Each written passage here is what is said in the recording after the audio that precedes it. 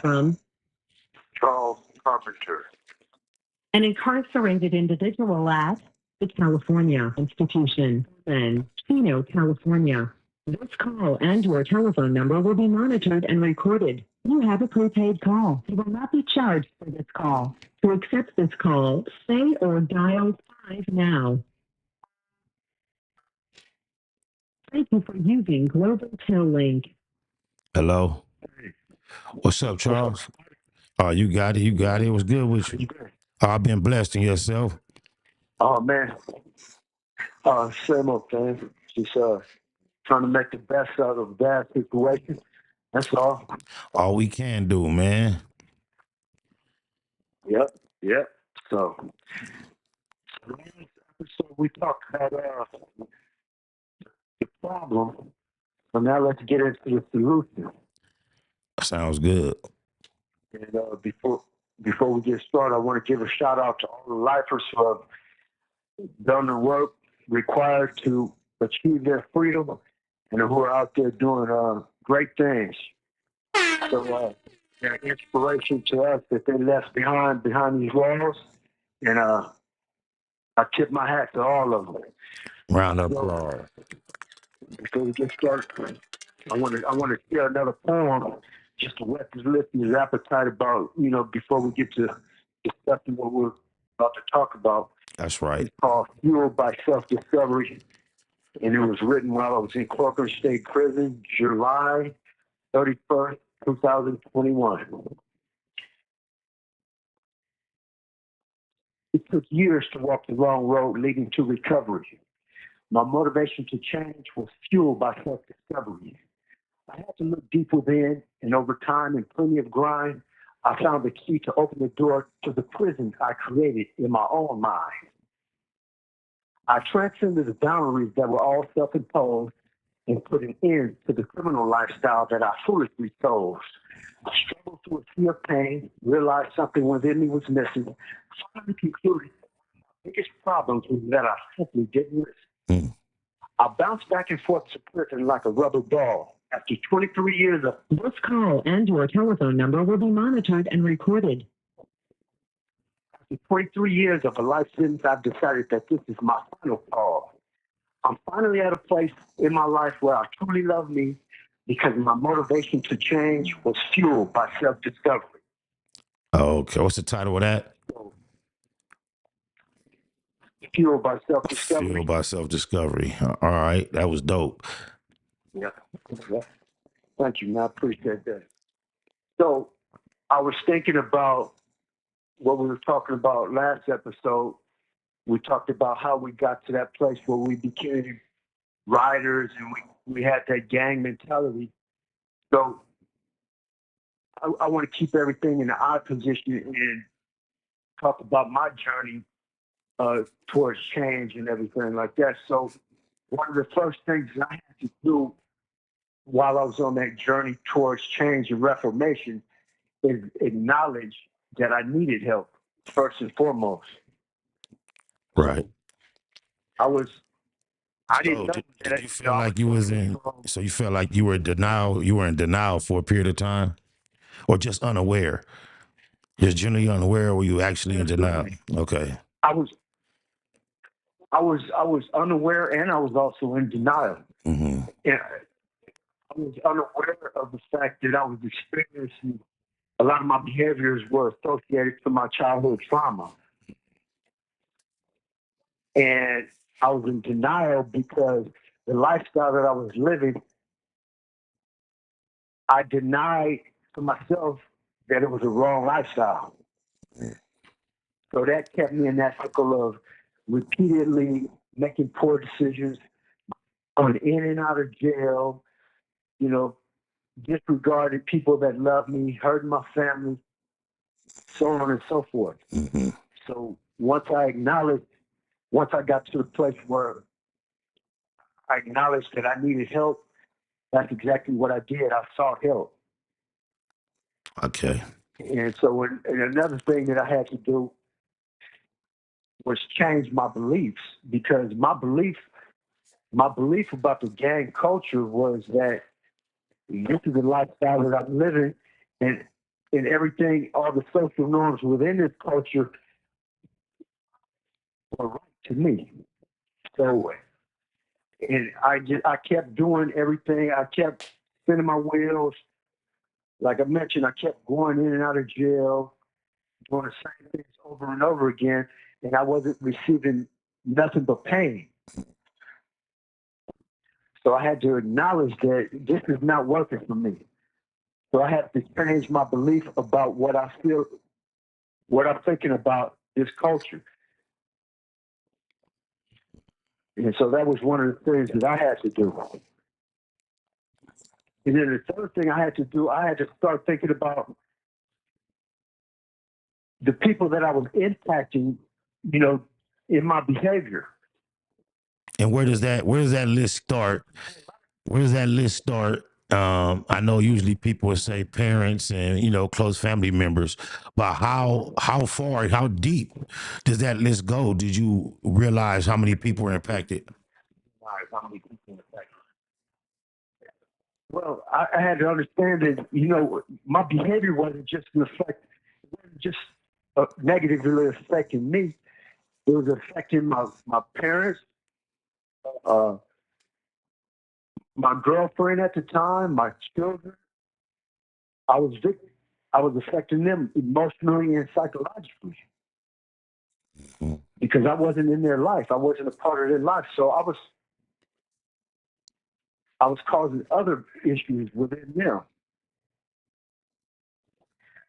And also I was a threat. I was a danger to the community. I was wondering if you was gonna take it further in the family. Yeah, I was when I was in the community. Now I understand why the board said, they say that you still pose a risk to public safety because at the time I was a risk to public safety. And we go back to being in denial. I didn't even know that I was a risk to public safety because I thought that I'm just doing things that I think are right, and it's not. In my selfish thinking, I didn't care about nobody else's feelings or what they were going through. Cold. So,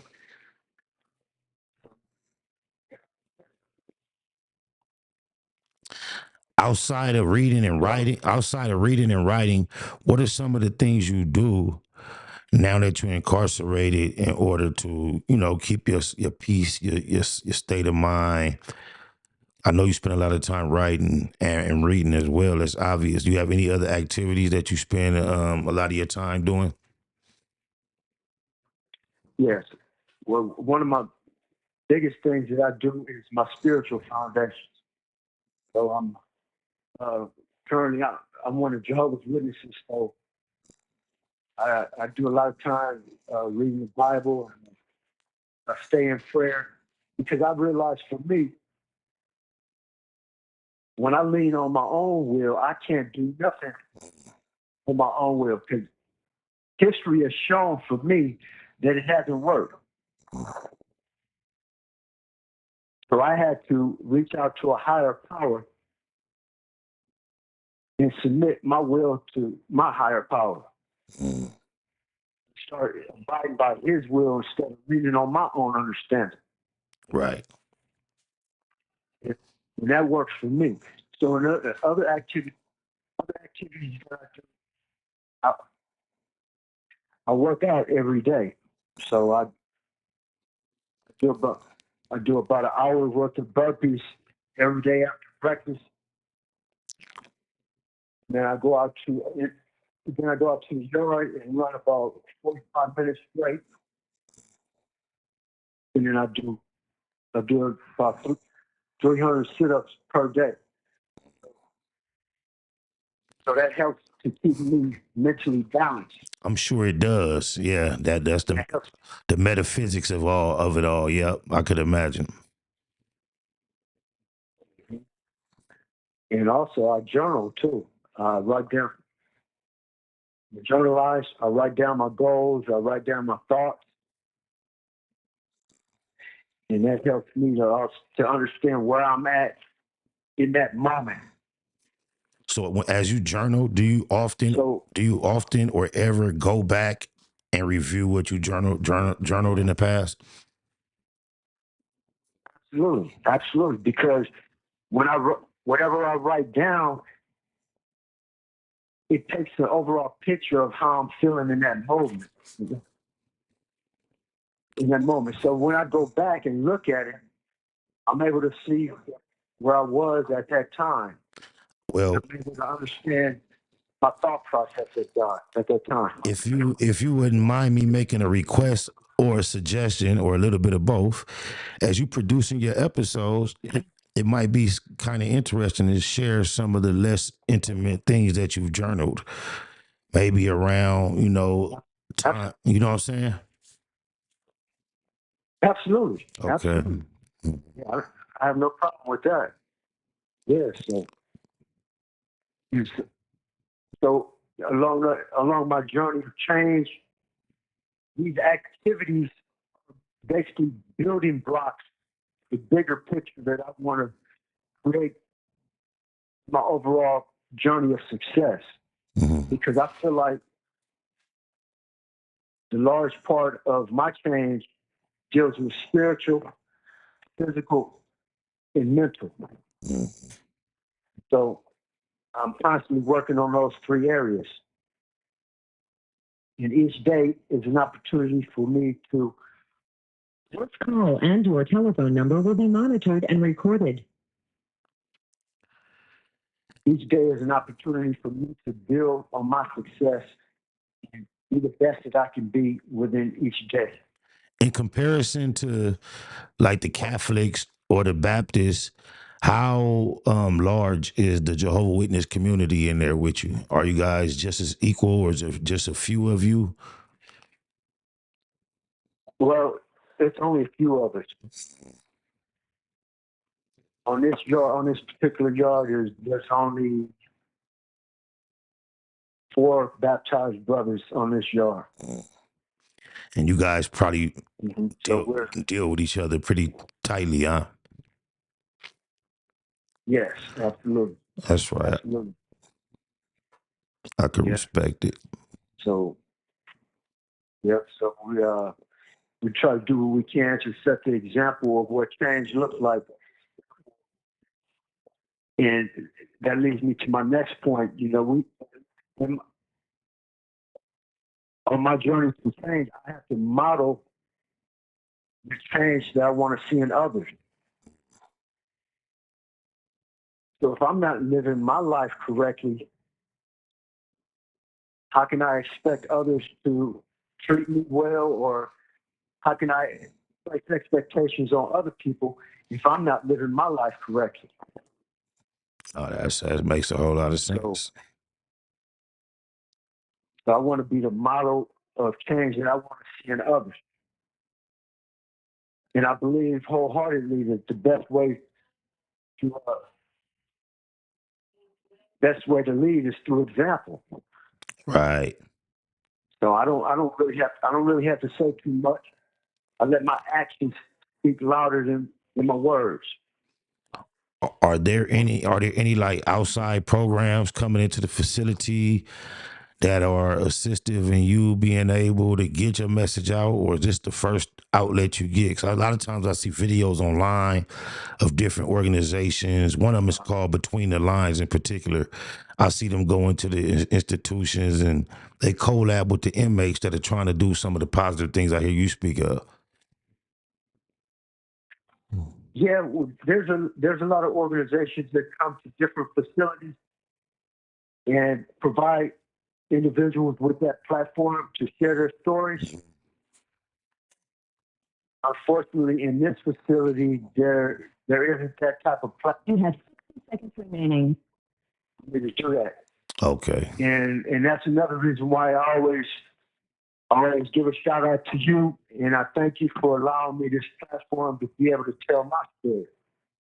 Appreciate you, man. So Appreciate you. on the next episode, I want to talk about what would we tell the younger version of ourselves. Mm. That's a good one. It's basically like having a conversation with a younger person that we used to be. So let's explore that, if you don't mind. Just allow me 2 or 3 minutes to give my version. I'm gonna think about that too. Okay. All right. All right. Yeah. So, again, man, I appreciate that. And, thank you for giving me this opportunity, man. And I look forward to our next episode. Likewise, brother Carpenter. Keep your head up, chest out, man. We're praying for you. Y'all know what it is. Whenever Charles Carpenter is in the black box or on the black box, he's in it and it's by spirit, on it by voice. And he's a inmate doing life. He's 24, I believe, years into a life sentence.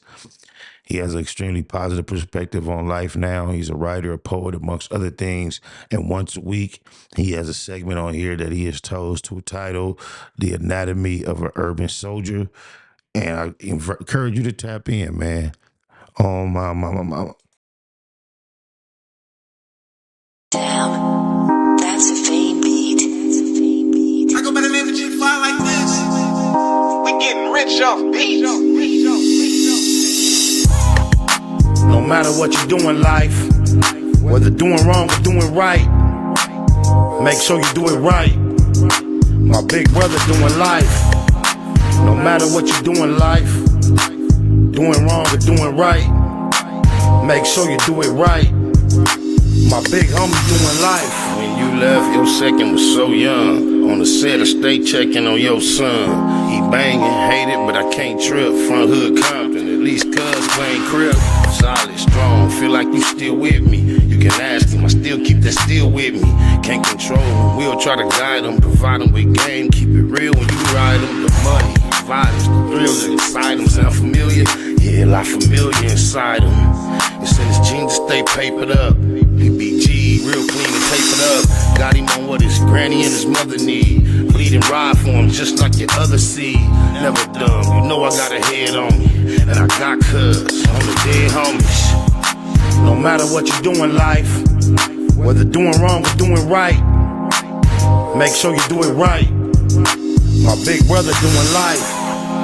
No matter what you do in life, doing wrong or doing right, make sure you do it right. My big homie doing life. I told the big homie I had him. Love him but barely know him. I could only imagine. Probably 21 on him. Whoop on him in Madden. Then roll up a fat one and show him what's happening.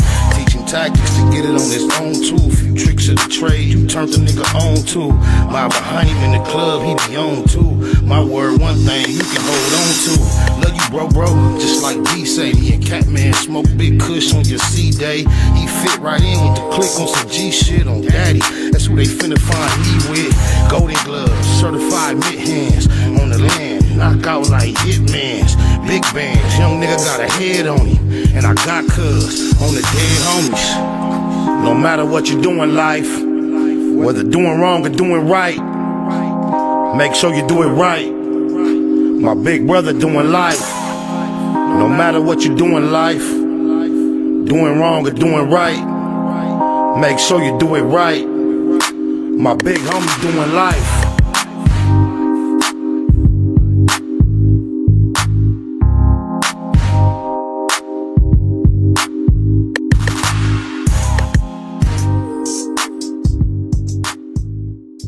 Hey, I'm sitting here doing a reaction. The title of the reaction is The Man Who Exposed the Crips and Bloods and CIA Connection to Crack Cocaine. When I started it off, I said, man, they might mention two of my partners, Rick or Melvin. I'm about 5 minutes in and they just mentioned Rick Ross, man. What you got to say about the CIA and crack cocaine real quick? Just give me a couple seconds. It was some fucked up shit that the government was willing to sacrifice the black community to raise money for a war in Nicaragua. Like with Net Hustle. Big shout out to SPI, Spotter Low. You know, I'm in the black box, had to come through, tap in, show love one time. Yeah, y'all make sure y'all subscribe. Stay tuned, all that.